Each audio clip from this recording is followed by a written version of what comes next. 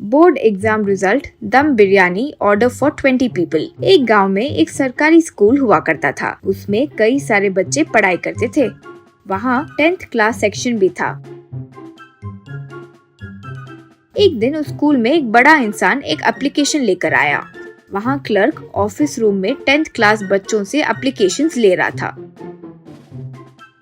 बच्चे सब क्यू में ठहर कर एप्लीकेशन देकर जा रहे थे। वो भी आकर उस क्यू में खड़ा हुआ।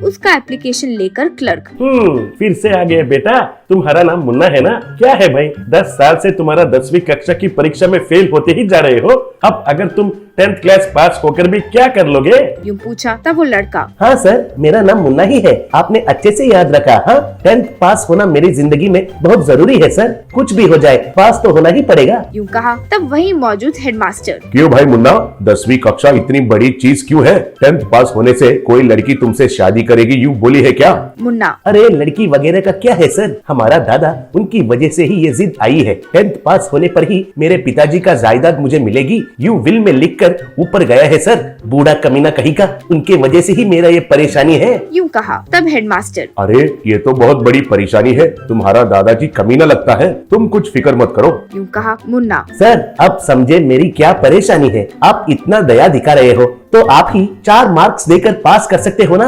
हेडमास्टर, मैं क्यों डालूं भाई? तुम्हें जो मार्क्स मिलते हैं तुम्हें कभी देखा है क्या? हर जगह शून्य। शून्य के बगल में कुछ भी डालो तो वो शून्य ही होगा, अकल के अंधे। कहते हुए डाटा। बाहर आने वाले 10th क्लास के बच्चों से मुन्ना, अरे इस बार मेरे आगे वाले बेंच में कोई आया तो जरा आंसर शीट दिखाओ रे प्लीज। मुझे पास कराओगे तो तुम सबको दम बिरयानी बांटूंगा। तुम्हारे क्लास में मौजूद 20 लोगों को बिरयानी दूंगा। तब एक, पिछले बार वो सुरेश तुम्हारे आगे बैठा ना, वो नहीं दिखाया? मुन्ना, उसका मुंह वो भी फेल हुआ। अच्छे से पढ़ाई करो रे, कितना कहा मैंने उसे, लेकिन वो कहाँ मानता। आखिर फेल हो गया इस बार, लेकिन मुझे किसी तरह भी सही पास कराओ रे प्लीज रे प्लीज। यूं कहा।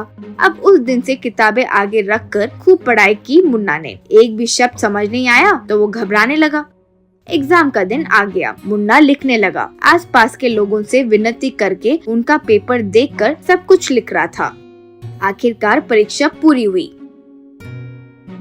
रिजल्ट्स के दिन सारे बच्चे स्कूल के पास लिस्ट देख रहे थे तो मुन्ना भी आसक्ति से उसका नंबर ढूंढ रहा था। वहाँ हेडमास्टर भी थे। मुन्ना जोर से, मैं पास हो गया, मैं पास हो गया। यूं जोर से चिल्लाकर डांस करते हुए, जिंक चिका जिंक चिका जिंक चिका, मैं तो अब पास हो गया। अरे पास हो गया, अरे टिक टिकी टिक टिकी टिक टिकी चिकी चिकी, पास हो गया, पास हो गया। यूं शोर मचाया। उससे सब देखकर आश्चर्य में पड़ गए। हेडमास्टर, क्यों भाई मुन्ना, कंग्रेचुलेशंस, आखिरकार पास हो ही गए। ये तो बड़ी खुशी की बात है।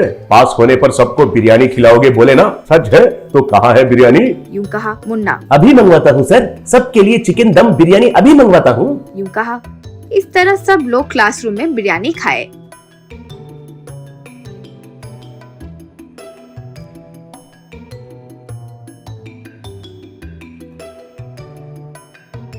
फिर मुन्ना हेडमास्टर से, सर अब मैं निकलता हूँ, अब से मेरी पिताजी की पूरी जायदाद मेरी ही है सर। यूं खुशी से कहा। हेडमास्टर उसे एक मारकर, अरे कमीने, बेवकूफ, पास लिस्ट में नंबर भी देखना नहीं आता है क्या तुमको? छी छी, कुछ लोग पैदा क्यों होते हैं नहीं पता है, किसी और का नंबर देखकर खुद का समझ बैठे।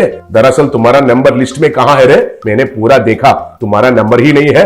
यूं कहा। मुन्ना, सर ये तो बहुत अन्याय है, नाइंसाफी है। तो अब तक ये बात मुझसे क्यों नहीं बोले? तब हेडमास्टर, अगर वैसा कहा होता तो तुम बिरयानी नहीं मंगवाओगे ना, इसलिए। यूं कहा। बस मुन्ना का सर चकरा गया और वो नीचे गिर गया।